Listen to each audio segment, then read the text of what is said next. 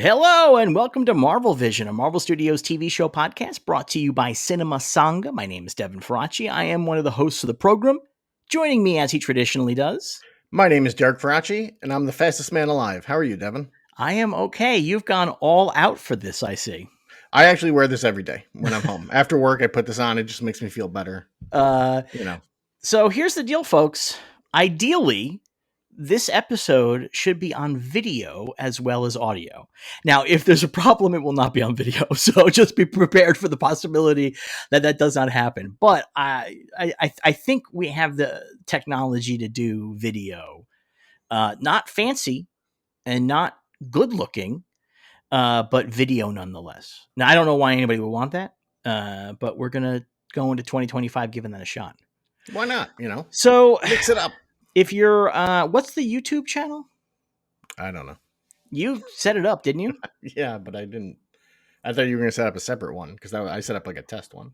Oh, okay. I'll include it in the show notes, the YouTube channel in that case. And also on the Patreon, there should be the video as well if you want to watch it through the Patreon. And if you don't want to watch the video, I totally understand it. I don't know why anybody would, frankly. Like, I just honestly don't know why. Well, you get all this production value. I know. Well, the funny thing is that, so I was working on editing our little test thing, and they're not going to see shit from your house. No? Or my house, even. Oh. No, when I do the split screen, it just basically centers our faces. Okay. And so there's not a ton else in the background. Okay. Yeah. Well, so, I mean, that's just for this episode or the next couple episodes. Like, as we move forward and try to figure out how to make this work. Sure. This is just like our very first produced video episode. So there again, the hope is that there's going to be more clean looking or less shitty stuff in the future.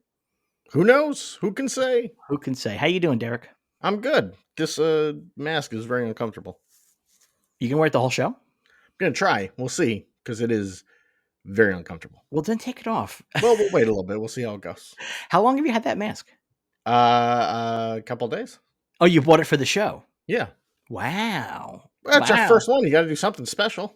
I'm wearing the Batman hat that my friend Amy Nicholson gave me. It's a very nice hat. I like it. This is her swag for hosting the official Penguin podcast. Oh, that's pretty cool. So, I guess I guess things are going well over there by you. Can't complain. Cannot complain, except for the mask. This mask. That's about it. Things are good here. I don't have that much to report back on, I don't think. No, I don't really have that much. I told you yesterday I went to the mall to get the Batmobile Lego and they were out. Yes. Very upsetting experience. Were you like, look at my head, you have to give it to me. I wasn't wearing this hat, no. Oh, okay. My hair was clean, so I didn't wear a hat at all. Right now my hair is dirty, so I'm wearing a hat. Also, I'm getting a haircut on a couple of days, so enjoy the long hair while it lasts. Oh, there you go. You know what though? Just being in the mall is just such an unpleasant experience in general. I just had a bad time. Did not like. It's crazy that people in the mall, not just slow, which I guess I understand. Like, I don't like it, but I understand it. They're not paying attention. Yeah. They're just like floating and pinballing off each other. It drives me nuts, man. I find that had a hard time with it. That happens everywhere. I live in LA, so you don't go. I don't go places where there are people walking around that much. You know what I mean? Like, it's not like that at bad. the supermarket or like at a Target, people just like randomly stop in the middle of the aisle and look at their phone, and it's like, what are you doing? Crazy. It is so crazy.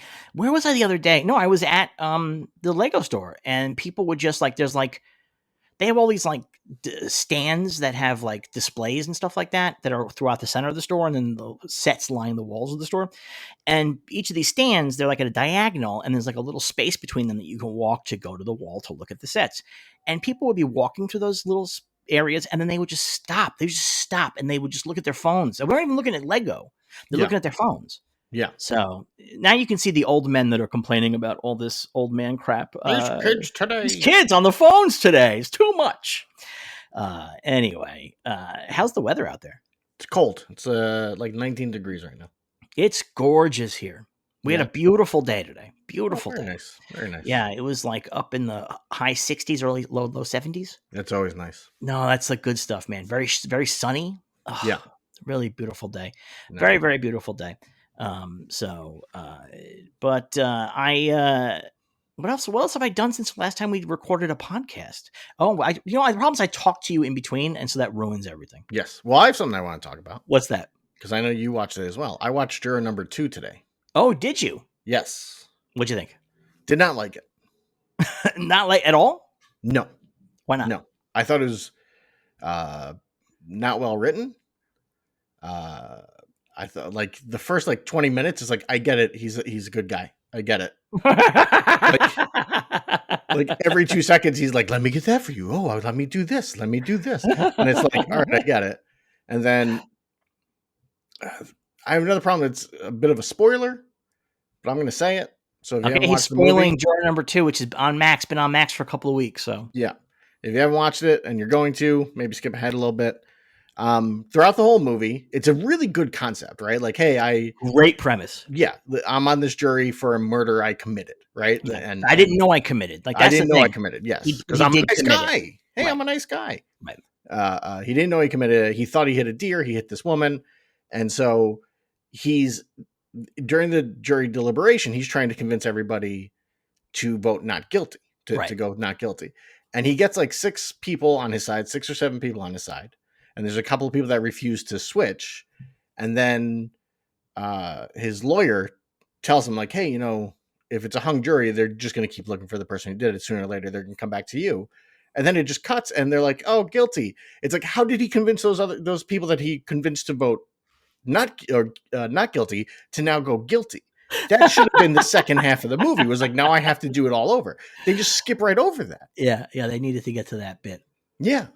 And it's like, well, that's part of his struggle here, is to do that. So how did he do that? Did he just walk in and he's like, you know what? The guy from Reno 911 is right. This guy's guilty. And that's the end of the discussion? I don't know. I like the writing. It was like watching a movie that was made for 6th grade class to teach you how the jury system works. Like, they have lines of dialogue in that jury room that are just like, so you've never heard of a jury. Let me tell you all about it. Like, it's crazy, some of the stuff they talk about. There are moments in it I did enjoy. I liked when what's his face gets taken out of the jury because he didn't tell him he was a cop and he was J.K. Simmons things outside. J.K. Simmons, and they bring in this other woman who's like a big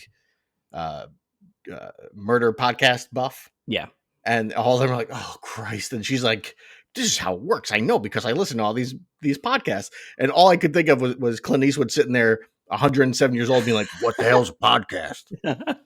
My problem. I enjoyed the movie. I thought it was enjoyable. I thought that it was really badly edited, both in terms of, I think that the editing itself is slack. Like, the transition from shot to shot or scene to scene is like, why is there so much dead air here? But also the sequences go on too long. Everything's paced poorly. I think Nicholas Hoult is amazing. He does a really good job. Like, everyone, the actors all do a very good job, I thought. Like, there's no actor that is bad in this movie. Like, I don't know his name, but the guy from Reno 911 is great. Cedric Yarbrough. He is great in this. I was like, man, this dude is bringing it. Yeah, he's really good. And I think that the other thing is that the movie looks like shit.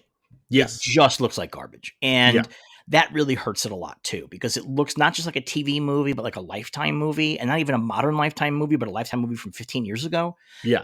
It looks like absolute shit. This is Gus. This is Gus make it onto the show? Yeah, he just popped in real quick. This is the kind of movie that I think in like 10 to 15 years, they're going to remake as like a Apple TV miniseries. And it's going to be really good. This would be a pretty good miniseries. Yeah, you could really get a lot of material out of this. Yeah. Because they don't do much with it. And just the whole opening was like, how many times is this guy going to save the cat to let me know that he's a good guy? I get it. I got it. We can move on. I watched that, and then I watched Real Pain, which cost $32 million less and looks like a real film. Yeah. Beautiful. Now, I know they got a lot of money from Poland, so I'm being and I think everybody probably worked at below scale, my guess is, on that movie. And I'm sure, again, the Poland tax breaks are out of control, I'm betting. But even still, it looks like a real fucking movie. And there was a point I had watched 2 movies in a row. I watched the Return, which is Ralph Fiennes plays Odysseus coming back to Ithaca to have to deal with the suitors.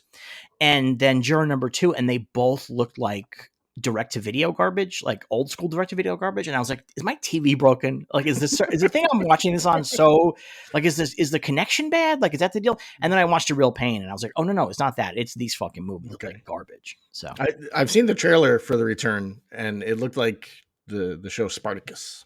It should only be half as interesting as the show Spartacus. Yeah. I mean, Ralph Fiennes amazing in it. Okay. He's fucking unbelievable, and he's like old man ripped. Okay. But like, it's not that good. It's a little slow. Yeah, it looks like garbage. The comparison I made is that you ever watch like or come across like a Christian movie that's like set in like the days of Christ. Yeah. And like the production design might be pretty good. You go, that's pretty good, but everything else looks like shit. Sure. And everybody's faces are wrong. And it's like if you went down to like Christland, USA or something like that, that's what this movie feels like, except for Greeks. There you go. They're in an area and their costumes look good, but like some of these guys have such horrible iPhone faces. Yeah. And they have like really modern haircuts and stuff like that. It's like kind of a disaster. So there's a guy with earbuds. I mean, you might as well have. Have you watched the Anthony Hopkins Jesus movie on Netflix? No. Oh, there's an Anthony Hopkins Jesus movie. What's that one?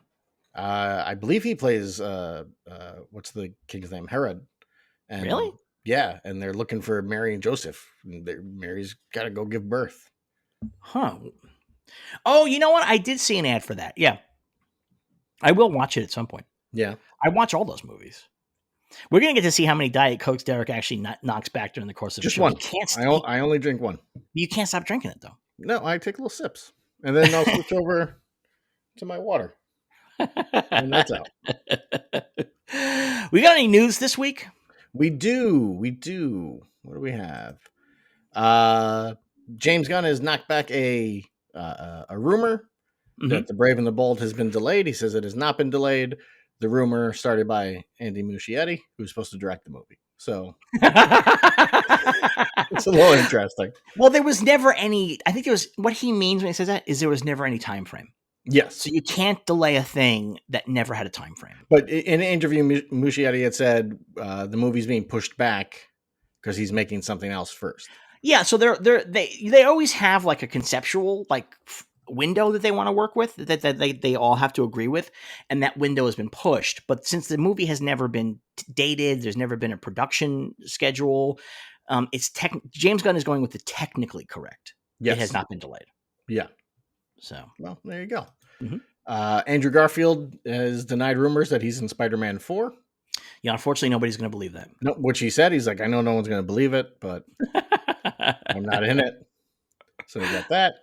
Brad Winderbaum said that Your Friendly Neighborhood Spider-Man is not MCU canon because they felt that trying to fit it into canon was hurting the fun of the show. Yeah, that's a smart move. You know, when they announced it, that was the whole plan, was that it was going to be like a prequel to Civil War, essentially. Like it was going to be Peter first becoming Spider-Man. And you can sort of see some of that influence on the trailer, but I think they're really smart because if you're stuck within the continuity and the canon of the MCU, so many things you can't play with, and there's so many things you can't do because you're worried that the future movies might contradict it, and it becomes a whole mess. And it's better to do. The problem is that it looks like it's one of these shows where like all these villains are his classmates. Yes, I don't like that. I don't. I know Spider-Man traditionally his villains are connected to him. That's very traditional. But I like when they're like the brother of the girl he's trying to date, as opposed to the guy in the next seat at history class. Do you know what I mean? Like I like it to have a little bit more of a remove personally, but whatever. We'll see how it goes. Well, we'll find out. And people are saying they've race swapped Norman Osborn. Okay. But I don't think they have because he always had that hair. So now he's just the correct race. There you go. He always had that. I believe Ditko wanted him to be black, didn't he? Did he? I think so. Probably. I wouldn't be surprised. Yeah. Maybe I'm wrong. I don't know. I mean, it could be. Let's just say it. Let's say a nice thing about Steve Ditko on this podcast for once. I've said many nice things about Steve Ditko. Well, not as an artist or as a person. Both, I guess. Like, I mean, he was a kooky little guy, but he wasn't hurting anybody. He just didn't want to be seen and stuff. He just wanted to do his stuff. I get it. Oh, you feel like you're Yeah, a I understand soulmate that. with Steve Ditko. Not on the libertarian stuff, but on the other, they're like, no, just leave me alone. Let me draw my comics. I get it. I get it. Oh man, what else we got? Charlie Cox's trainer has revealed that Charlie Cox is currently training for an Avengers movie, so we'll be seeing Daredevil in an Avengers movie. Apparently, Good. I'm Yeah. glad. I'm Yeah. glad. That's good news. That's very good news to me. I like when they bring as many of these characters in as possible for these big ones. Like, I think that's fun. Even if Daredevil's only in there for like 2 scenes, you know what I mean? Like, if there's like a montage of shit that's happening across the world. I just like that. It would be funny if he's training real hard and then all it is just like a shot of him on a roof looking up as like the sky opens up like red or something. He's like, oh man, it's so much work. Do you think there's any chance that Doomsday's good? Sure, there's some chance. Sure, why not? But like, what kind of odds would you give it at this point? Low. Yeah, low odds. Yeah, it would be my opinion at this point. It feels like low odds. I don't really understand. Now, the thing is that we talked about this in a previous episode. It's actually been a long time since Infinity War. By the time this movie comes out, it'll actually have been a minute. And but the problem is that Infinity War's 2-part structure, where the heroes lose at the end of part 1, that's the kind of thing that happens in comics all the time, but it doesn't happen in movies. No. And so I feel like if that happens at the end of Doomsday, it's just going to feel like a ripoff of Infinity War. Yeah. So they haven't built up is the problem. Yeah, but I think that's fine. I don't think that actually matters.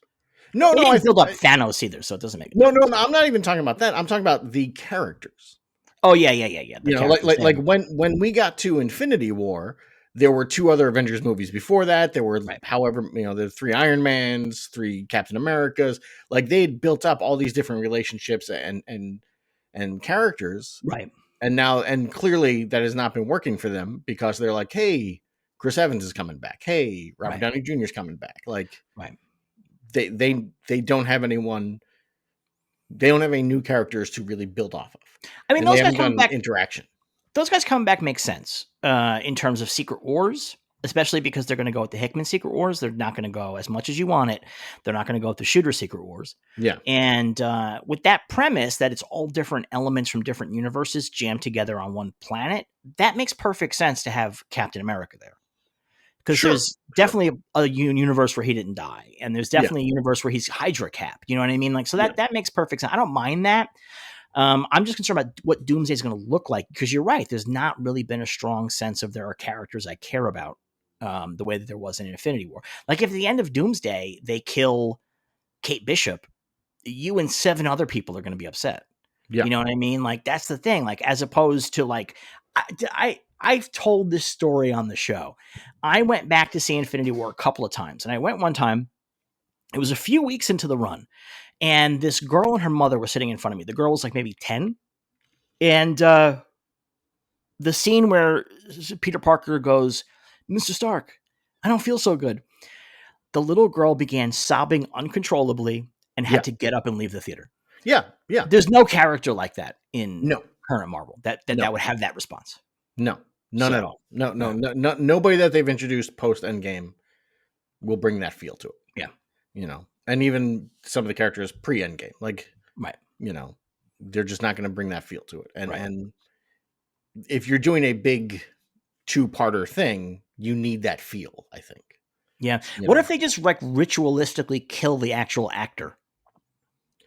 I mean, Disney's got the money. So now you're like, not only is Hawkeye dead, but Jeremy Renner, who barely escaped dying on a snowplow, we just cut his head off in real life. Yeah. Now you see the stakes that we're working with here, people? This is what happens when you don't see a Marvel movie. In Trump's America, anything is possible. Yeah. All right. You got anything else? Yes. Jason Momoa is returning to the DCU as Lobo. It is confirmed. He's reading the script for Supergirl. He's going to be in that. And there you go. I mean, honestly, this does feel like setting right a big wrong. He should have always been Lobo. Like, it was crazy to cast him as Aquaman. Never made any sense. Especially as they wrote Aquaman. Like, if they wrote Aquaman more like his character from Game of Thrones, it would have made more sense. But he's just like kind of Aquaman, but he just like, yeah, brother. Like, that's he's Aquaman in name only, really. Like, yeah, but he personality wise, he's not Aquaman. But he doesn't have any elements that needed Jason Momoa to play it. No. Do you know what I mean? Like, anybody could play it, but Lobo, that feels right. That feels good. That feels fun. And then that whole yeah, brother element that he brought to Aquaman, which didn't belong there, will belong there with Lobo. Yes, very, very, very much. Yeah, I'm happy for him. I still wish they had gone with my idea of Danny McBride for Lobo. I mean, that's a pretty good idea. Yeah, I think he would have been fantastic. Yeah, but I get it. Yeah, no, I totally get why you don't. Oh, yeah. Yeah. But we'll see. And this has, of course, kicked off a lot of questions of like, how long has this been in the works? Because he came out 2 years ago. He recorded himself coming out of a meeting with Gunn and Safran and being very excited and being like, I'm not going anywhere. And all throughout the press tour for Aquaman 2, he was like, we're not making another one of these, but I'm not going. Like everybody knew, like, all right, this is the end of Aquaman. So like, it's been like 2 years of people saying like, obviously he's going to be Lobo. And then this was announced by him putting up like a thing from an interview he did where he said, I collect comics and I always loved Lobo and I would love to play Lobo. If they ever give me the call, I'll be there. And his response was like, they finally called. And so it's like, did they call just now, or did he make a deal? And then they called now to be like, hey, we're ready for you to be in Supergirl. I think that he probably had a handshake deal with Gunn and Safran. Yeah. Because they couldn't promise him anything because they didn't know that Supergirl was going to actually go. And so as a result, they said, listen, if Supergirl goes, you're in it. And I mean, Lobo's not in the story that they're adapting. So, really? Okay. No, he's not in Woman of Tomorrow. He was supposed to be. Tom King wanted to use him, and the editors talked him out of it and said, no, don't put Lobo in here. And so he created a different character. And so, the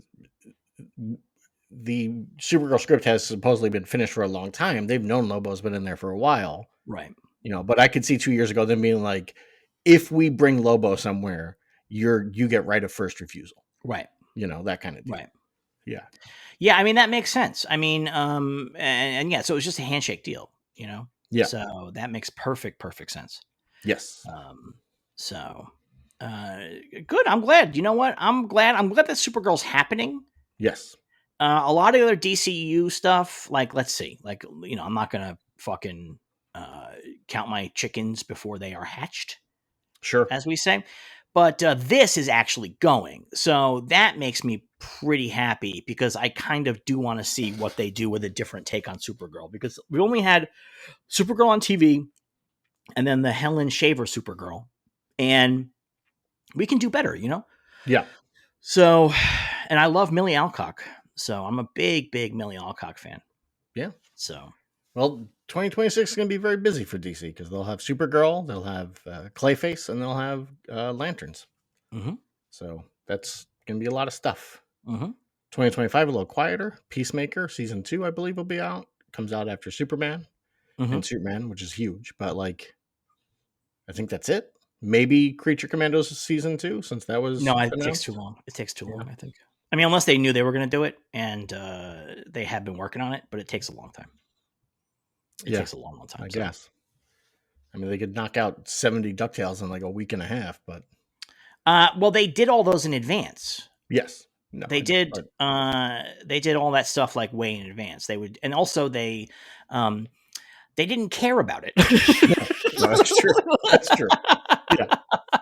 Well, like Harley Quinn is season 5 is coming out, and they've been doing that for like 6 years. They've done 5 seasons in a pretty quick turnaround. And that's a show they care about. It's well written. It's well animated. I don't know. Yeah. It's my ongoing problem with TV these days, where every season is 3 years between. Animation takes a long time, man. It always has. It always has. And the better the animation and the better the story, the writing and stuff like that, the longer it takes. It just, but the problem is you need to have the machine going. So like, Lower Decks came out every year. Yeah. But like they began working on season 5 like 3 years ago. Yeah. That's the thing. You have to have that machine moving forward, South Park does in like a week and a half they do an episode. Yeah, but that has a very different very different animation style. Yeah, very different animation style. Yeah. Is there anything else? That's it. That's all the news. All right. Normally we would go from here into trivia. Yes. But that's not happening anymore. Nope. Instead, we're going to listener questions. Yes. And Derek has opened up an email account. What is that email account? ask.cinema.sanga@gmail.com. And you can send your questions to this address about anything. It doesn't have to be just about these shows. Just don't be rude. And keep in mind that we're probably not going to do like, what are the top 5 greatest Batman movies? Like, we're not going to give lists probably. We might talk about 5 movies that we like, but at least for me anyway, I don't like putting them in lists. I don't like doing that. It doesn't feel good. And I'm always forgetting something. And I don't think it's a helpful way to talk about stuff. I know people love it, but I've always loved your way back when you did those Badass Digest videos and you did like the 10 best superhero movies, and then you finished, and then you had to come back and be like, Superman. like, oh, by the way, I forgot Superman. that always made me laugh. Yeah, I mean, it's not great. And so we're not going to probably answer that. But like I wrote to the subscribers, the get around for that is, instead of saying what are the top 5 best Batman movies, say, what are 5 Batman movies you really like and why, or something like that. Turn it into an essay question. Sure. So we have some questions, Eric, right? We do. This first one, there's an audio component to it, so I'm going to have to send that to you. We'll see if you can match it in there. But it's from Can you just Laura. play it to your mic? Well, it's on my computer, so I don't think so. Oh, you don't have it downloaded to your phone? You don't have your mail on your phone? I do. Well, let's see. Yeah, we're going to look at that. This is good. Now this video, we can see us fucking around with stuff and being stupid. And maybe I have to do less vamping because people can see that you're working on a thing. And so therefore they don't wonder why there's so much dead air. Yeah. But there is a lot of people probably be only listening to this. And maybe they're only listening to this because maybe I'm not going to be able to make the fucking video work. Who knows? Make the video work because I'm wearing this fucking costume. We'll take a screen cap to make sure everybody can see it. Won't let me go to my email. Your phone won't let you go to your email?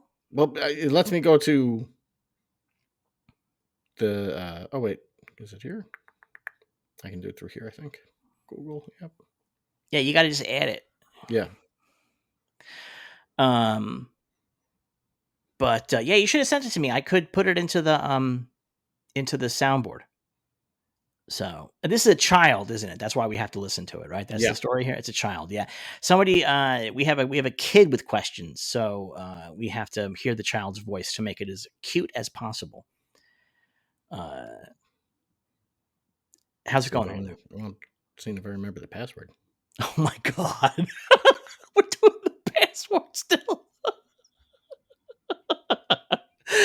Oh, this is like nope. The files are in the computer. I get it now. In the computer. That's where we are. We are at that level of technology right now. How's it going? Talk to me. I'm working on it. What's happening? I don't remember what the password is. Hold on. You know what I'll do? What? I'll forward this to my other email, my actual home email. And then you can open it up on your phone? And then I can open it up on my phone. Oh, look at this guy. Here he goes. Oh, he brought his keyboard over. Well, I gotta put my email on. No, I know. I'm deeply impressed by your. Oh, did you put up a curtain over your kitchen? I did. Oh, I have to put up a curtain on my right because when I watch our test thing, I looked at it and I said, "Oh my God, my blinds are so dirty. I can't have that on video."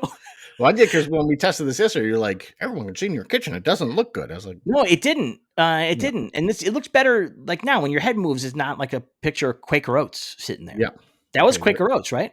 On top of your fridge. There is a Quaker Oats on top of my fridge. Yeah, I remember that. See? Okay, you ready? Yeah.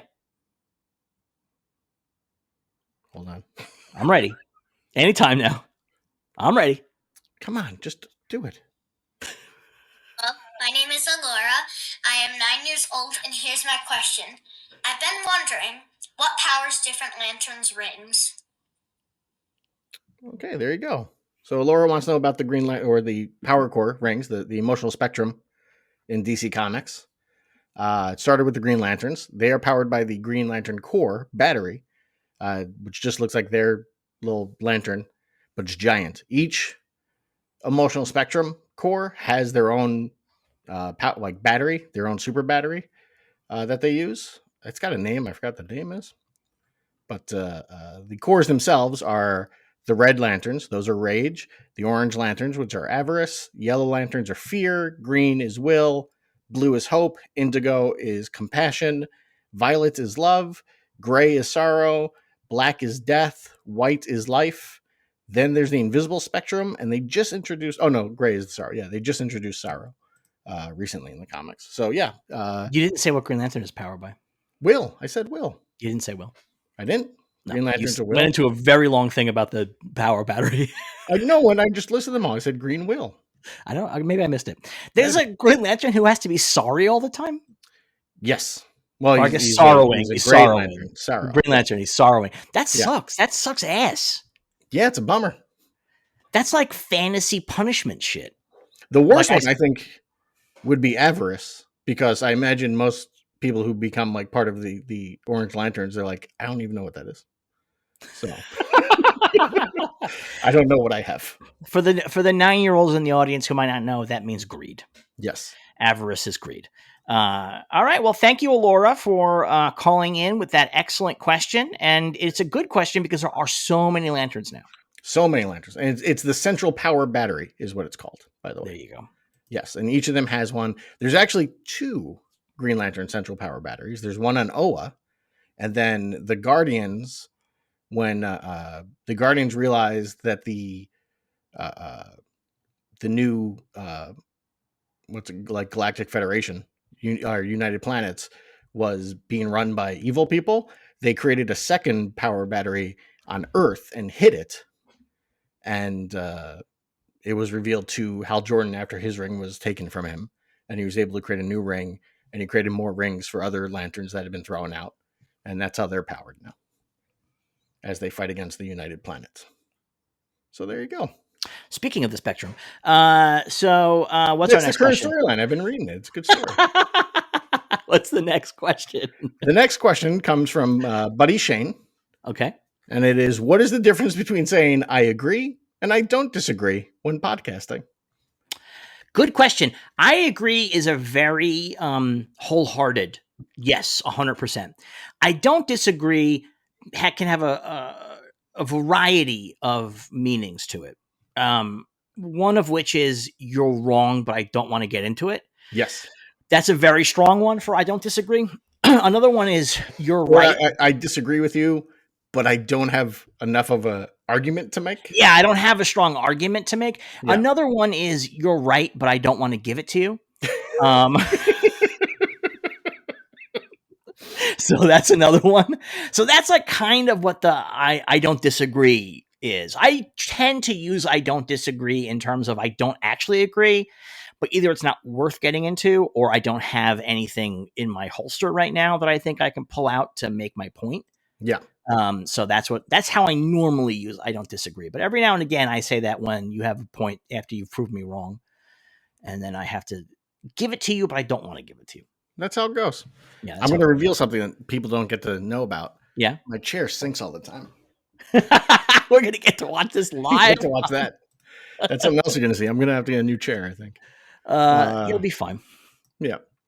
And all right. We have one more question. We have one more question. This is from Six Demon Bag. And he says, I remember reading Why Last Man, and the last couple of panels got me weepy. Has a comic book made you cry?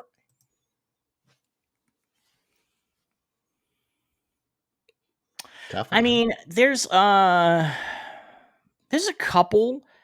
I would say blankets. Blankets. No, I thought Mouse is very funny. Just kidding. No, Mouse is very horrible. was laugh a minute. Mouse probably. I don't know if I cried at Mouse though. I mean, Mouse, the sequence about his mom's suicide. Yeah, maybe. Maybe. I think because I was so ready for it to be miserable. Yeah. That I think that I had my armor up when I read it the first time. I'm looking at comics over here, seeing if I can think of anything. Well, while you look, I'll say mine. One of mine. And it's pretty recent. There's an issue of it's not Superboy, but it's I forgot what the book was called. I think it was Superman, Son of Kal-El, maybe. Yeah. Where during this period, Superman himself had gone off into space to go deal with the War World, and he was gone for a couple of months. And his son, John, took over as Superman. And during that period, John came out of the closet as bisexual. And when Superman returned, John was worried about how Superman would take it. And there's a really beautiful scene between John and Clark where they discuss it. And Clark is like, you're my son. Like, if you love someone, I know they're worth loving. And I love you and I will love them. And it's just a really beautiful little sequence. And it got me a little teary-eyed in that moment. Yeah. I mean, he should have said, listen, kid, I'm Superman. You should see the things I fucked. I've been all over this galaxy of ours, man. Like, I just came home wearing like leather gear and stuff. I was on Warworld. Like, you're bisexual. I've been on a planet where they had 9 individual obvious genders. Like, yeah, come on, buddy. I fucked every single one of them. My dude, let me tell you about Lori Lamaris. I fucked a mermaid. Yeah. Yeah, it's your old man, the fish fucker over here.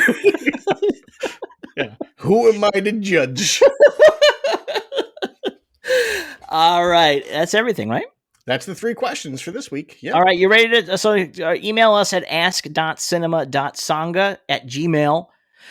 Derek will go through we got more questions though, right? We got plenty of questions. We got a bunch of questions. And I'm not going to like delete all questions and be like, now I got to ask you over again. I'll delete the ones I've asked, obviously, from there. But like, if you asked a question and we didn't get to this week, we might get to next week. Who knows? So send your emails to ask.cinema.sanga@gmail.com. And Derek, you ready to talk about the next episode of Creature Commandos? I am. Let's do it.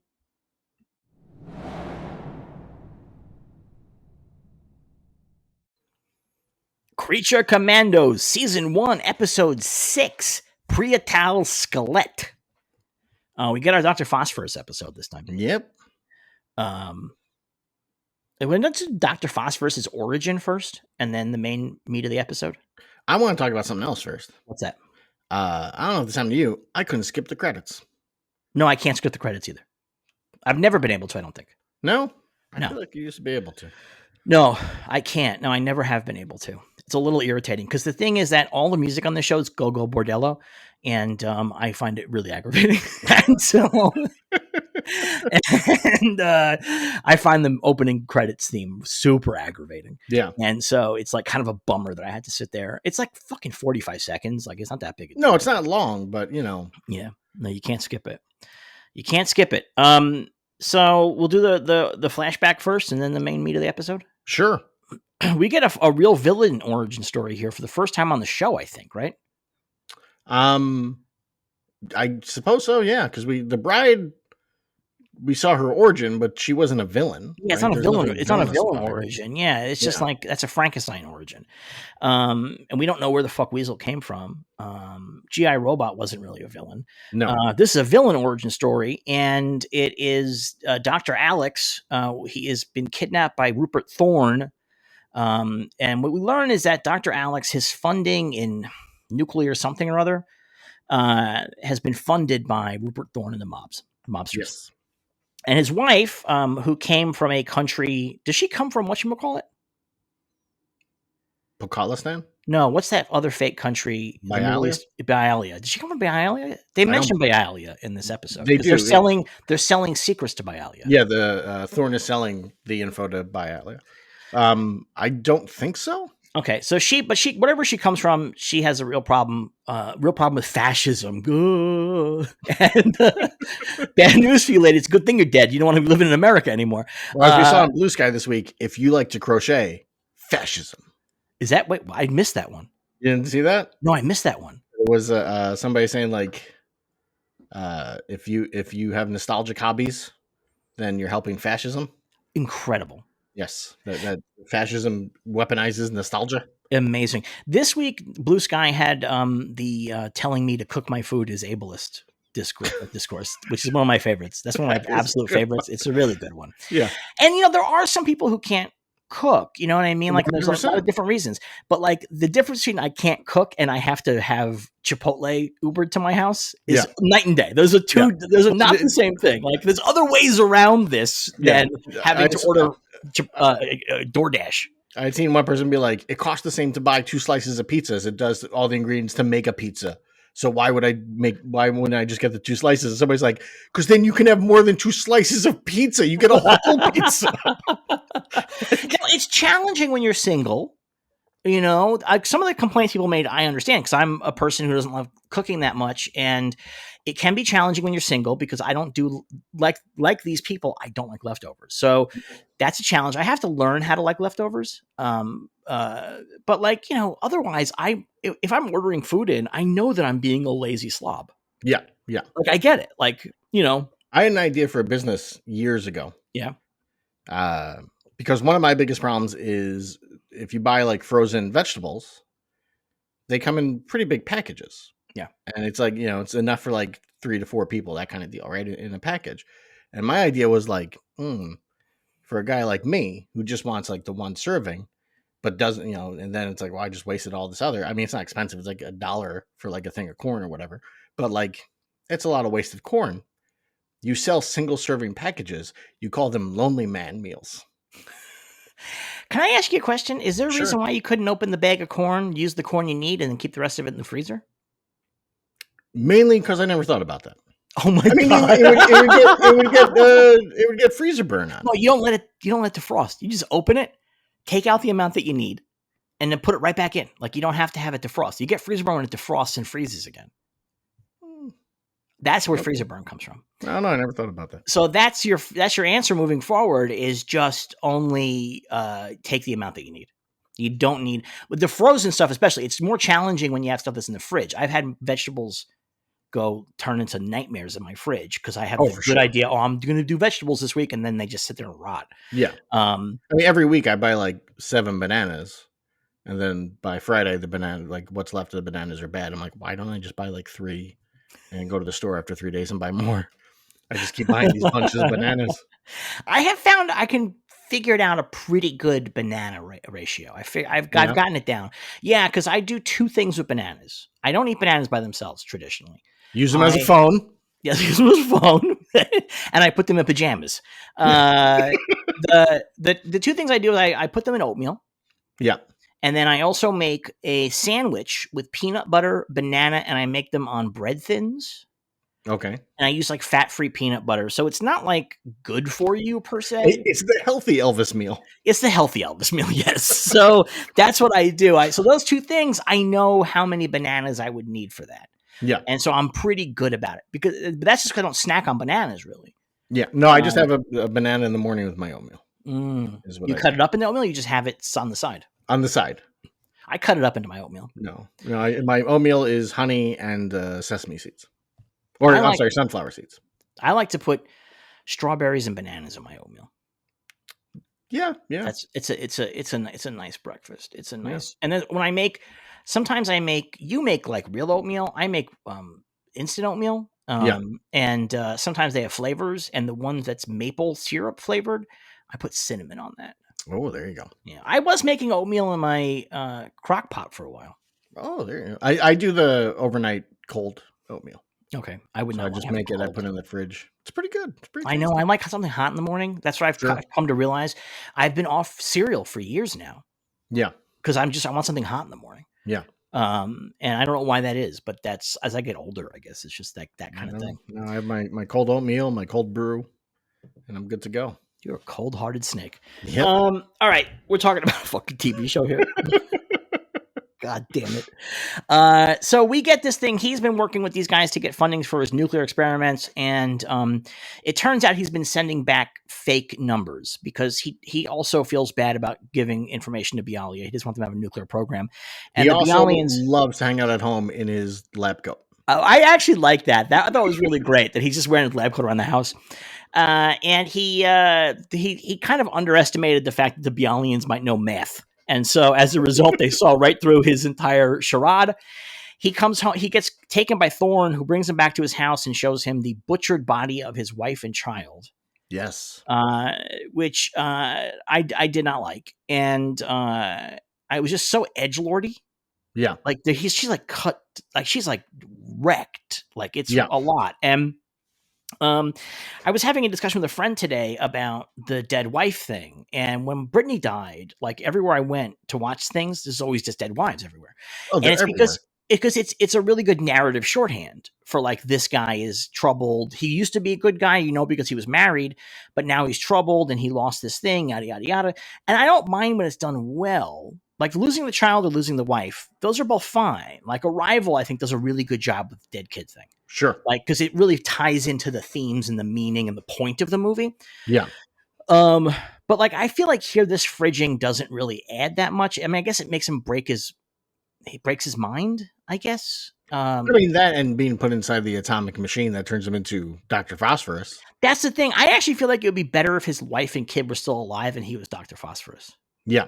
And could never be with them. I think that's better. I think that's a better story beat than, because the Thorn and his guys make him put his hands in the blood and put his fingerprints on the knife to show that he did it. Yeah. And then they take him to the lab and they throw him into his nuclear Dr. Manhattan machine. Yes. And just don't do Dr. Manhattan experiments. Don't. You're a scientist out there. Don't do Dr. Manhattan experiments. Bad idea. I don't care if it's green. You think, it's not blue, so it's not going to be that big a deal. But even if it's green, it's a big green deal. Turns you into a green skeleton man. And then they nuke what him. if DC did like the emotional spectrum, but for atomic powered characters? It's so funny. So they have Dr. Phosphorus, they have Dr. Manhattan, and then they're like, well, we need a red one. That would be really, really great. So then he gets nuked in the locker. And he turns into Dr. Phosphorus, the skeleton guy. I don't know why it's phosphorus, because it's nuclear. I feel like I don't know what his original origin is. I meant to look it up and I didn't look it up. I believe it's pretty much the same. Oh, so it's just like from an era similar. when they except like, I don't think Rupert Thorne is as involved in his actual origin, but the rest of it is, I believe, pretty on point. So it's a Dr. Manhattan machine gets him? Yeah. Wow. He comes out as he's pre-Dr. Manhattan, to be clear. No, I know. He's long pre-Dr. Manhattan. It's still a Dr. Manhattan machine. Yes, yeah. But I'm just saying, just in case. Especially considering that Dr. Manhattan lives at every point in time throughout history. Yeah. And has, so he goes out and he begins taking his vengeance on Rupert Thorne's guys in a series of horrific murders that he commits. Until he finally. Question. Yeah. When he goes and kills Rupert Thorne and Rupert Thorne's family, Rupert Thorne is doing a little sausage thing that Charlie Chaplin did. Yeah. But was also remade famous by Benny and June. Which one was Rupert Thorne doing? Was he doing Benny and June, or was he doing Charles Chaplin? He was doing Robert Downey Jr. as Chaplin from the movie Chaplin. Oh, there you go. Okay. So it's neither of those, actually. Wow, so it's a deeper cut, but not the deepest cut. It's a deeper cut. It's meta. It's like super meta. Yeah. Yeah. Rupert Thorne, well known to be super meta. Yes. He kills everybody. He kills Rupert Thorne's little daughter. We see his little daughter look up and we realize that she is dead. And he has become, now he runs all of Rupert Thorne's businesses. Yes. Which makes sense, because who's going to go up against the skeleton who can burn you to death with his hands? Sure. And who can't be shot? I mean, like, he's definitely got, he's got the juice. He's got it. And also he's a Seinfeld fan, because he starts dressing like that episode where Kramer starts dressing like a pimp. Yes, he does. It's an exact outfit, right? I believe it is. And then we have a lengthy dance sequence. And the dance sequence ends when Batman shows up, and we just see Batman in silhouette. And then that's the end of the flashback, pretty much. Leading to a lot of arguments on Reddit. Oh yeah, of course. About whether or not this means that Robert Pattinson will be Batman in the DCU. Despite, no matter how many times everyone involved says no, it's not enough. Well, I think what's really funny is that I don't think it looked that much like the Pattinson Batman. It just looked like Batman. Yes. It's like if somebody told you draw a silhouette of Batman, that's what you would draw. Like, that's it. Like, it's just, it's got the signifiers, but there's no actual details. No. No, it's a very basic blue and gray Batman suit. Yeah. You know, he looks like the animated series Batman at the end of the day. It looks like the animated series Batman. Or it looks like if you were like buying like Batman's Book of Puzzles. Yes. And, like that's the Batman who would be on the cover of Batman's Book of Puzzles. You know what I mean? Yeah. Like, so yeah, I can't imagine taking that too seriously. But of course, you know, I have to imagine it because I know that happens. That is the number one thing that occurs on these here internets is people take that shit real seriously. Very seriously. It's very important. What do you think of this flashback? It was fine. You know, we discussed previously that it'd be nice if Dr. Phosphorus didn't have a tragic backstory. Right. That he was I'm just a bad guy. And he's got one. It didn't do much for me. Yeah. You know. It felt like an episode of Batman the Animated Series where the animators were like, fuck it, let's put some gore in this one. Yes. Yeah. You know what I mean? Like it really had that vibe. That was about the only, that's how it, I was like, I was not super tickled by it. I thought it was not that interesting. No. Yeah. I did something this weekend. I rewatched Gunn's Suicide Squad this weekend. Yeah. And it made me realize exactly what's wrong with this show. What's that? Gunn's greatest strength, I believe, is character interaction. Mm-hmm. And especially in Suicide Squad, we learn a lot about the characters. We have like 2 quick flashbacks for Ratcatcher, but we learn everything about Polka Dot Man through character interaction. We learn everything about everybody else through character interaction. And he's able to build the characters through these interactions, as that's what you're supposed to do in a movie or in a script, and make you care about them, make you like them, make you like seeing them interacting, being together. And then when the action stuff goes down, you're invested. Right. The show has had no character interaction except for Frankenstein and Rick Flag, which we like that bit. Right.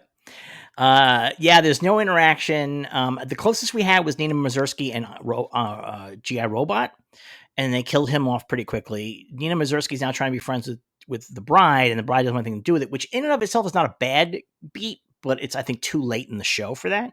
Yeah. I think those two characters should, by the time we're at like this late in the show, should have the bride should be turning. Yeah.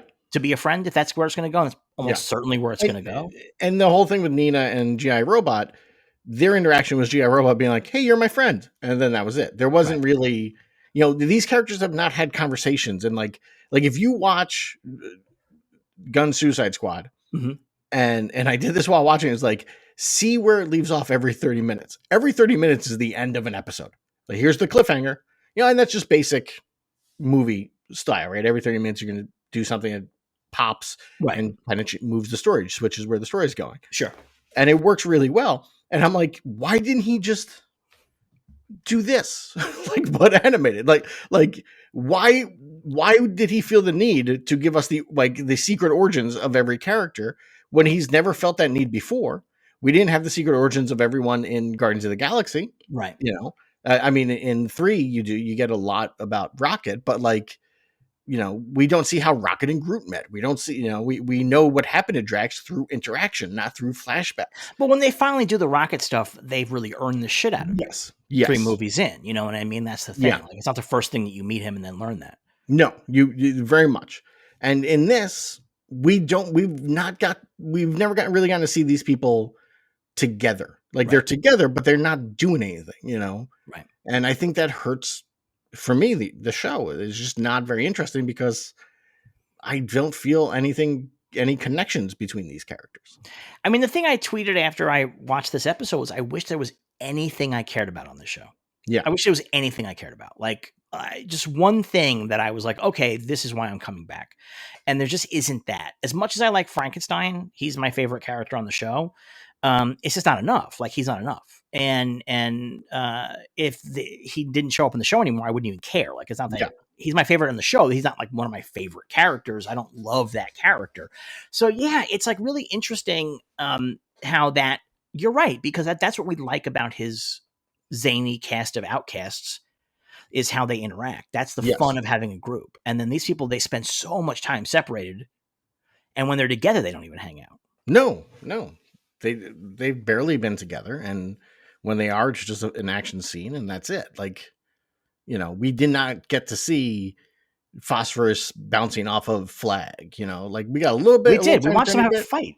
No, but what I mean is like literally bounced off a Flag. No, but I mean like how in Suicide Squad you get to see Peacemaker bouncing off of Bloodsport, right? And like it's starting, it builds up to their fight when they finally have their confrontation, and it's like, oh, this is good stuff. This is well done. And even like rewatching Suicide Squad, and now with the Peacemaker, this is the first time I've watched it since Peacemaker season 1, and watching the movie, I'm like, I understand more than ever why he got a show, is because he is arguably the second villain of the movie, right? Because he's like, hey, I gotta make sure nobody knows about this. That's my mission, and I'm gonna kill Rick Flag, and then I'm almost gonna kill Ratcatcher. But all of those things that he's doing, when the fight with Rick Flag starts, he keeps saying, I don't want to do this. Right. This is my mission. And it's never explicitly said, but it's there of like, if I don't do this, my head's going to explode. Right. So, this is what I got to do. And also his whole thing of peace. Like, hey, if this gets out, it's a huge problem. But also he's the guy that he just takes orders. Like that's he just takes orders. Yeah. Right. And then especially like he kills Rick Flag. Great stuff.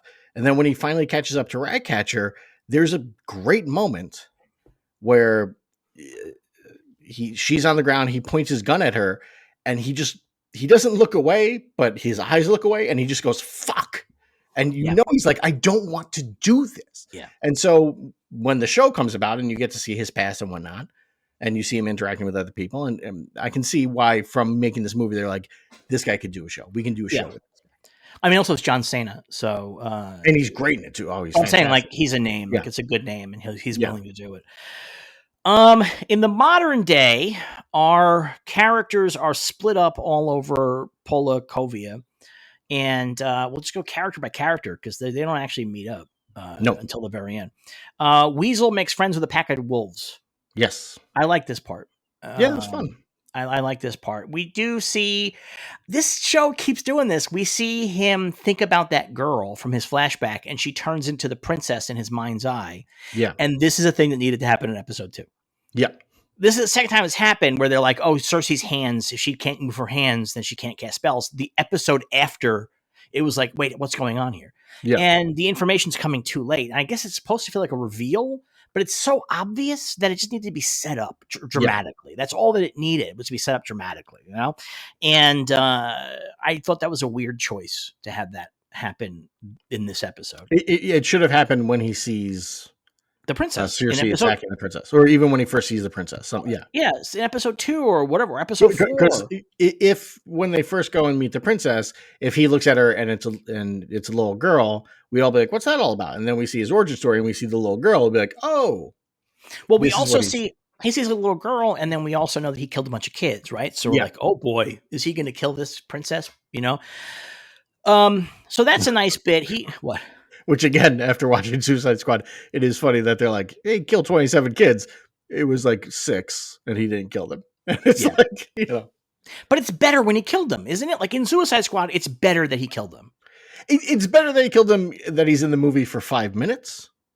I don't know if he was hanging out the whole movie and they were like, by the way, this guy is a child murderer. You might be like, I don't know. But that's what's so funny, because he's so cute and sweet and he's a child murderer. That's what Gunn's initial instinct was. And it's the right instinct. It's the right instinct.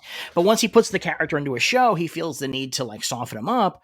And that's like a bummer, because he's right. It is funny to have a guy who is a child killer, who is super cute, super dumb, super silly, not seem threatening at all. Like that's like really good. That's smart. Yeah, I agree. Meanwhile, the bride and Nina end up meeting up, and they are being chased by the guards, the Polakovian guards. Yes. Who, by the way, 3 episodes ago couldn't stop a bunch of like tubby white guys with rifles, but now they're unstoppable. Yeah, their power levels are all over the place. These guys. Yeah. They go hide in a whorehouse. The can. And I was rather surprised by how Gunn handles this brothel. Oh, yeah? I did not feel like it was sex worker positive. No? No, I felt it was very negative. I felt like it was mixed. They go hide in the brothel. The bride has kind of gotten on my nerves at this point. She's one of those characters who's just rude and shitty all the time for no good reason. Yeah. Even when it will make their lives worse. She's just rude and shitty. And I don't like that kind of writing. If they're going to be rude and shitty, they have to be really funny, like super funny. And she's not funny. And they're not writing her funny. Like he's not writing her funny. So she's just like a pain in the ass. So when they go hide in there, she's just shitty to the madam. And to the girls, and they need to hide in there. So like dial it back for just like one fucking second. They're told that they would do very well in the brothel because there's a lot of guys with super weird interests. They hide from the guards, and they're like hanging out being pains in the asses, and then somebody knocks on the door. So they hide again, and it's two drunken Irishmen. Are these characters from comics? They're not. They're not. Totally made up? Totally made up. They're two drunken Irishmen, and they go upstairs with a couple of girls, and you already know where this is going to go. It's pretty clear. This is not nuanced writing at this point. And shit goes bad upstairs. They discover that one of the guys, the bigger of the two guys, they're brothers, right? The bigger of the two guys hurt the girl, and she attacked him back. And they run upstairs to deal with it. And he's also written like a cartoon character. Where he's like, I'm going to do whatever I want. Like, and it's like, yeah, I know. Like, I get it. But like, I think what's frustrating is that I know Gunn can do better. That's been that's the number one thing about this whole series. Like, oh, he could do better than this. Yes. Like, he could write this guy better. Like, I know he could write this guy better. He could come up with a better name than what he named these guys. The Cranks? Is that what they're called? Crack. Yeah, which is Irish slang for fun, and they're Brian and Patty Crack. It's like very like this really summed up for me. Like this felt like some kind of rando shit you'd come across on Adult Swim, like somebody doing like a 20-minute, like some 22-year-old guy doing his version of anime and making it as like edgy as possible. And so that's what we get here. And I really felt repulsed by it in terms of like, this is A, not well written. B, it's just so obvious. It's just like so obvious. Turn out these guys have superpowers, which is not allowed in the brothel. You're not allowed to, if you're metahuman, you have to turn your powers off when you come in there. But she didn't tell anybody that, to be fair. No, there's no signs. There's no signs, and they didn't tell her not to hurt the girls. Not that you should hurt the girls, but she's like, we have 2 rules. It's like, well, this is a little late for your 2 rules. Don't you feel like this should have been a thing you said up front? Yeah. I feel like. Not that there's any excuse for hurting the woman, but like it's just funny that like after these 2 things happen, it's not like they came in meek and like respectful. Right, they were boisterous and loud and drunk. They come rumbling in, grab the girl, run upstairs, and it's like that's when you should be like, these guys are not going to go well. Right, let's go talk to them right now. Yeah, so things get hairy up there, and the other brother comes in, and when he steps in the room, the guy is like, he's talking to Bride of Frankenstein, who's made up of pieces of dead people sewed up, and he's like pretty like confident. Which I don't think I would be in that same situation. Frankly, I'm not going to lie to you. No, if I'm looking at a 7-foot-tall woman made of other women, I'd be okay. This is going to be weird in the least. Let me really fucking approach this carefully. But he's not. He's being very violent. And her brother comes in, and as soon as he steps foot in the door, Bride just puts a bullet in the guy's head. Yes. And that makes the other crack freak out, and he's using his powers. He punches the bride through a bunch of walls. I didn't fully understand. He hits with lightning, and we just saw last episode that lightning made Frankenstein stronger. Yes. So why is it not doing the same thing here? Well, electricity made him stronger. Well, what do you think lightning's made out of, my friend? No, but maybe like metahuman lightning is different in some way. I mean, this is complete. Yeah, this is complete headcanon. But maybe, I don't know. They end up fighting. She cuts his arm off and then plunges her hand into his chest and pulls his heart out. And he dies as he watches his heart get squished in her hand. Yep. And this whole sequence felt like it added nothing to the show. Nope. And I already knew that she's an expert killer. Yeah. Nina Mazursky does nothing. Like, this would have been a really good opportunity for Nina Mazursky to like do something. And for her to be like, no, Bride, like, I can deal with this. Like, let me talk to them or something like that. Like, but she has nothing to do. It's just an action scene for the sake of having an action scene. Well, it's there so that we can be like, it's like, yeah, the Bride, she's a real jerk. She's a jerk, but she's got a heart of gold. She's going to protect people when they need it. And then it's like, yeah, but I feel like we've established that. I feel like I'm not worried about the audience getting that at this point. No. Nina is what we need. Nina, I'm sure next episode's her flashback, but we have nothing about her. No. Like, as not even origin, but just character wise. She's a completely new character. They made her up for the show? So you think they would want to put some focus on her in some way, which I guess the last episode it is her stuff. But she's done, again, it's a thing where none of these characters have interactions. None of them have done anything. Right. They just kind of stand around until an action scene happens. And, they're like, hold on. This one's having a flashback, so we got to wait. Meanwhile, Rick Flag is not dead. He's in the hospital. Frankenstein brought him in. And they realize that Frankenstein is on his way to Pokolistan to stop the Bride from killing the princess, because his thing is, I got to stop the woman I love from killing the wrong person, and then she'll realize how cool I am. Yeah. To pull this off, he kills a couple of rich guys and takes their jet. I thought was fine. I thought it was good. Like, it's edgelordy, but it's like funny. Yeah. Well, his whole monologue is great.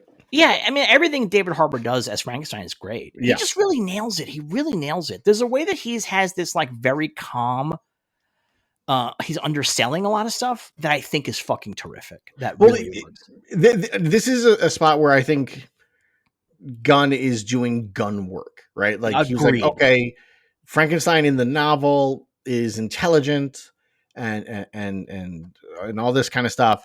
So I'm going to do that. And that's also, the Frankenstein that Grant Morrison created for DC is also kind of like that. Which is sort of what this guy is. Yeah. But also he's going to be a creepy stalker guy, right, who is consistently, laser focused on the Bride, and everything comes back to that and any conversation he has. And he's also just real murderous. And also he's not smart. He's an idiot. He's like casually murderous. Yeah. Like, he will just casually kill people. Like, it's not even like, it's just, he does it the same way that I might like push some tree branches aside to walk down a path. Like, it just means nothing to him. No. But no, this is the best part of the show. And this is the part where there's the most James Gunn feel to it, is definitely Frankenstein. Definitely Frankenstein. Yeah. I will say Gunn misses an opportunity that maybe if there was a writer's room would have popped up. Which is what? Is when when Frankenstein tells the pilot all the stuff, and the pilot, he's like, now just take off and let's go. And the pilot goes back into the cockpit. Yeah. There's a missed opportunity to reference Superman 78 by having the co-pilot be like, what's going on back there? And just have the pilot say, don't look, just fly.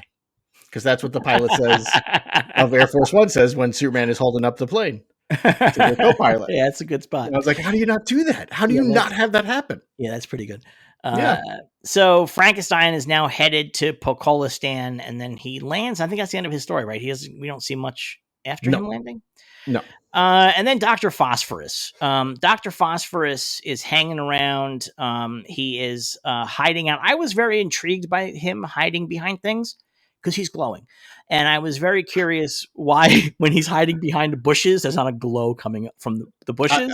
I had a different thought. What was that? Which is, last week we saw him stand there as a tank ran through him and he killed everybody in the tank. Yeah. What is he hiding for? Yeah, it's not really clear, right? I mean, like this, he does not seem. It seems like you can't, if he doesn't want to be hurt, you can't hurt him. Yeah. Obviously, he can turn it on until next episode when he says, "I can only do that for 5 minutes at a time," and then we're like, "Oh, okay." He can turn it on and off because he can touch things if he wants. Yeah. He doesn't. He's not always burning. So that's how he can wear clothes, obviously. Yeah. But yeah, he's hiding, and yeah, it doesn't really make a ton of sense why he'd be hiding, and then. It's just cartoon why he's hiding behind a thing and it's not glowing, but they just keep showing him glowing. And I'm like, why is he not glowing? This should be like a fucking beacon to anybody passing by. This sickly yellow glow. Yeah. He breaks into a house and this house is full of flashback triggers. This house is like a video game where like you keep opening drawers and then like cutscenes start. And he's just pressing X all the way. And a little girl comes downstairs and he's like, shit, I'm going to have to kill this little kid. And but then we see him. She says she's hungry. Yes. She speaks Pokalovian, so he doesn't really understand her. But they make enough of a connection that he understands she's hungry. And he brings her into the kitchen and makes her a bowl of cereal. And this little girl, far more courageous than I am. Because if I was 7 years old, came downstairs, and there was a glowing green skeleton, I wouldn't be like, get me some cereal. Yeah, it's funny because she's like, you're smiling basically to him. And it's like, that is not my take when I look at a skull. Like, I understand that skull has a grin, but it's not a good grin. It's not a good grin. Yeah, she's very brave, this girl, because that would definitely be a traumatic experience for me that would haunt me the rest of my life. Yeah, that would have destroyed my existence without a doubt. Yeah, I would probably be going to therapy 6 times a week if I had come downstairs and found a fucking glowing skeleton in the living room. Jesus Christ. So they're hanging out, and then this also triggers like part of his flashbacks too, is like hanging out with her and remembering his kid. And then the parents wake up and they come downstairs and they hear noise and they find Phosphorus in the yard playing. He's throwing the girl up in the air and catching her. Yes. And he's like, oh, hey, sorry, didn't mean to wake you up. Which way to the palace? And they point and he leaves. He meets up with the rest of the team and they I guess that's the rendezvous point. I guess they just kind of all ended up there. It's not clear because they're not in communication. They're not in communication. Yeah. So, which also doesn't make any sense, but no. But I mean, that's basic. You know, team gets broken apart, team comes back together, action stuff. So I didn't have a problem with that. Yeah, I just don't understand why. The thing is that because they're a fucking assassin team being dropped in, it just feels like they probably want to have radio contact. You know what I mean? Yeah. Like, it does feel like it'd probably be very helpful to have some kind of radio contact. Yeah. And then they walk towards the castle looking like Wizard of Oz. And then that's the end of the episode. It took me a moment to figure out they were supposed to be in slow motion and not just walking very slowly. I mean, the animation on this show is so sluggish to me, I can't tell the difference. Yeah. What do you think of this one? You skipped a bit. Rick Flag, by the way, is Rick Flag Sr. has a broken back. Yes. And is in a coma. Yes. So interesting to see how he shows up in Superman and Peacemaker. Well, this is going to be how he gets his hair dyed black. He's going to come back as a totally. His healing?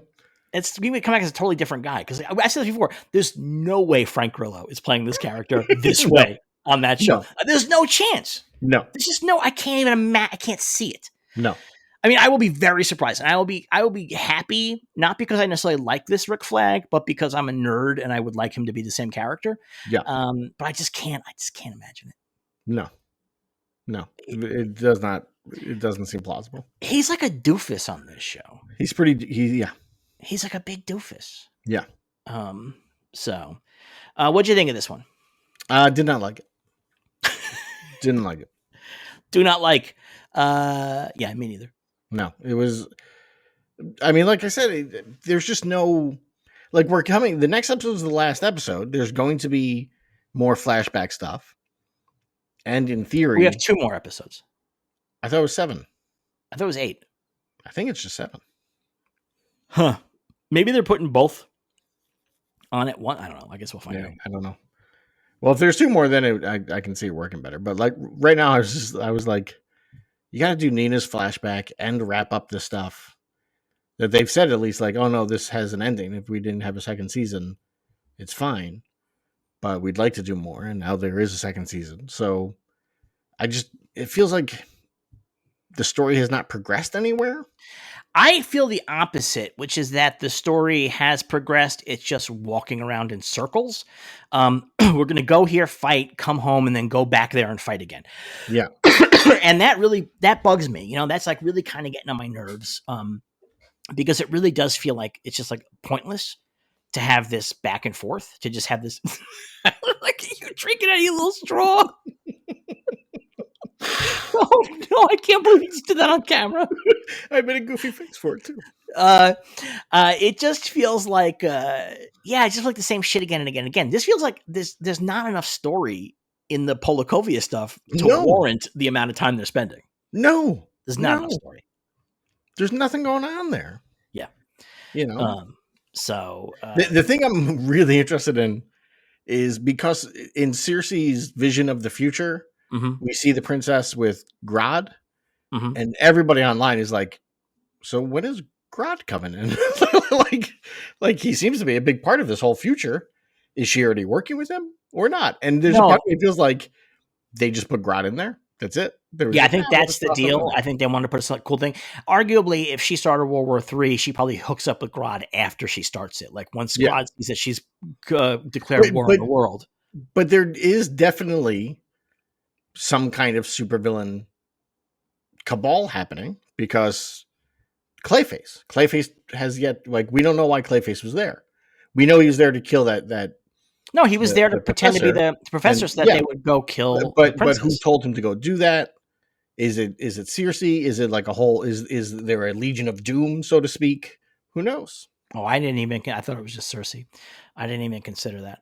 I don't usually think of Cersei as like a lackey. No, but she might be part of a supervillain team. Yeah, but then you would think that they would all attack Polakovia. Well, they're doing crazy, machinations to get everything going without anybody knowing it's them.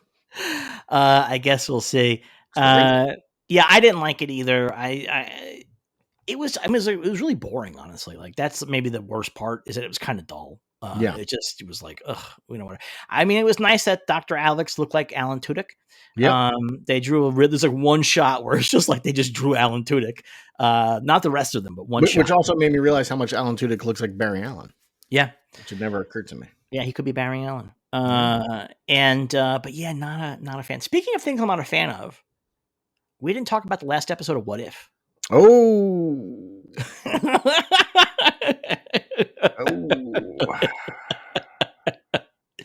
How bad was that? That was terrible. It was I could not believe that they were like, what if they have a 25-minute long fist fight with the Watchers? What if all these giant baby head guys put on armor and fought? They look so stupid in the armor. It was so crazy. And it was all Dragon Ball Z fighting. It was like so nuts. Terrible. It was terrible. It was rotten. It was truly rotten. Also, not for nothing, we see the whole bit where it's like, oh, Uatu's got to take this oath to become a Watcher. And then Uatu, I guess, can also just give the oath to other people to make them Watchers. It's like, I don't think that would be how it works when it's a cosmic power. Like, you think it would be like, oh no, only the Supreme Watcher guy could do it. Yeah, you would think. Yeah, it's not. Also, really the fact that he's like, just agree halfway through it, and it's like. Also, I mean, the thing is that maybe I'm just being like a stickler here, but the Watchers are a race. They're not just like a thing. That's their race. That's all they do is watch stuff. That's the whole deal. I don't think they have like Watchers who run bakeries. I don't think that exists. I think they just do this. Yeah. Because they all, it's an infinite universe and they have to have somebody in every sector. So, man. And not for nothing, you have 3 seasons of What If. Why isn't the team you bring together characters we've seen from throughout What If? Why introduce new characters? I mean, we talked about it last time. One was because Chadwick Boseman's dead. Yes. But there's Peggy other we've had from the very beginning. Peggy's the only one. And they kill her off. And they kill her, well, in theory. Yes. Yeah. I mean, obviously she's, it's the multiverse. But I thought it was really rotten. It was super rotten. It also ends with them on the moon and not referencing the fact that that's where the Watcher lives. Was weird to me. I don't know why that was so weird to me, but it was obviously one of those things where they probably felt like, oh, this is a nod to the comics. And I was like, I don't want a nod to the comics. I want the Watcher to live on the moon. Like that's what he does. Like that's the deal. Like and then he runs over to the Eternals and he's like, can I borrow some sugar? Yeah, exactly. It was fucking absolutely terrible. It was embarrassing. That's saying a lot for it being What If. Like it was intolerable. However, I did like listening to Natasha Lyonne say some of those lines. Sure. Like I just don't know if she even understood what she was talking about when they recorded it. No, of course not. No.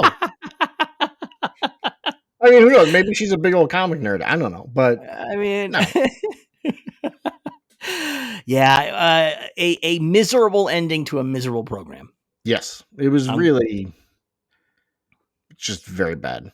Ironically, if it does turn into an Exiles spinoff, I would be okay with that. Like the Exiles, if they want this, if this is what they wanted to do, they just should have done Exiles from the beginning. Like, just do that. Like, just do that. Like, this is not. You didn't make What If, and you also didn't make the Exiles. You made sort of a little bit of nothing, and it was disastrous, if you were to ask me. Yeah, it was very bad. Did not enjoy. We never have to watch it again. Went out real bad. I just can't believe. I just cannot imagine sitting there in the writer's room or whatever and being like, all right, how are we going to end it? What if they all fight? They have a Dragon Ball fight. But that's the thing. I think that they convince themselves that a Dragon Ball fight is suitably cosmic. Yeah. Because it is Dragon Ball. Like, it's straight up like Dragon Ball stuff happening in this fight. Like, straight up. It's not even a question. That's what the reference is, the whole episode. And they must have that was suitably cosmic. But the problem is that Dragon Ball is its own weird thing, and you could take that shit seriously in that milieu, but it just doesn't work here with the baby heads. No. With the guys whose whole deal is standing around doing nothing. Like, to have the end with them having a big fight is like crazy. With that armor and like all of a sudden they have like swords and stuff. I'm like, what? Like, what is going on? And it's like a bunch of people who can't be killed fighting a bunch of people who can't be killed. And you're like, what is even the fucking point of this? And not for nothing, your show is about looking in on different realities, and then they just fight on like the moon. And it's like, no, have them punching each other through different realities. And but like, they can't. They have to be in the Stephen Strange universe. That's but they're not in the Stephen Strange universe until Peggy sacrifices herself. She moves them into the Stephen Strange universe. So like, have them fighting, and part of the fight is like, we have to keep moving until we get to the Stephen Strange universe. So they're jumping through different realities, and then you can do a bunch of fun stuff in the background, and like, no, instead it's like, I don't know, what if they punch them into a mountain?